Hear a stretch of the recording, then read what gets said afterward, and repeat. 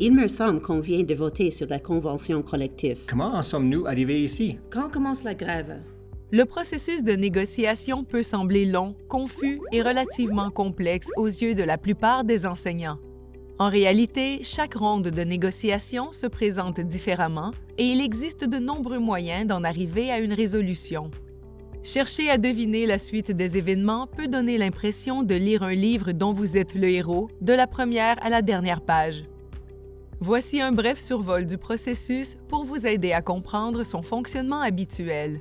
Le Labor Relations Code trace les grandes lignes des processus de négociation collective en Alberta.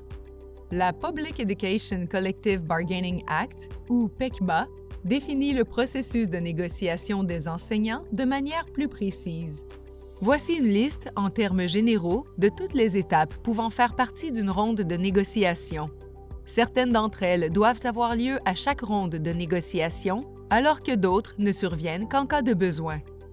Préparation, ouverture, négociation, médiation, impasse, différend, résolution, ratification, conclusion d'une entente. Vous trouverez plus de renseignements sur ces étapes dans les vidéos subséquentes de cette série. En fait, nous franchissons ces étapes à 2 reprises dans le cadre des négociations des enseignants. Cela s'explique par le fait que notre processus comprend une étape consacrée aux négociations centrales concernant tous les conseils scolaires de la province, suivie d'une deuxième étape où chaque conseil scolaire participe à des négociations locales portant sur des questions qui lui sont propres. Les négociations centrales comprennent aussi une étape préliminaire consistant à négocier la liste de toutes les revendications qui seront abordées lors des négociations centrales et de celles qui feront l'objet des négociations locales. Les revendications faisant partie de la liste correspondant à une étape en particulier ne peuvent être abordées à l'autre étape et les revendications ne faisant pas partie de la liste au moment d'amorcer les négociations ne peuvent pas y être ajoutées plus tard. À la conclusion de ces 2 rondes de négociation, on obtient une convention collective officielle d'une durée déterminée.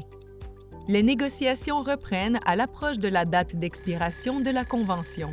Souvent, votre convention expirera avant la conclusion d'une nouvelle entente. Dans ce cas, la loi précise que l'entente précédente reste en vigueur jusqu'à ce qu'une nouvelle entente soit ratifiée.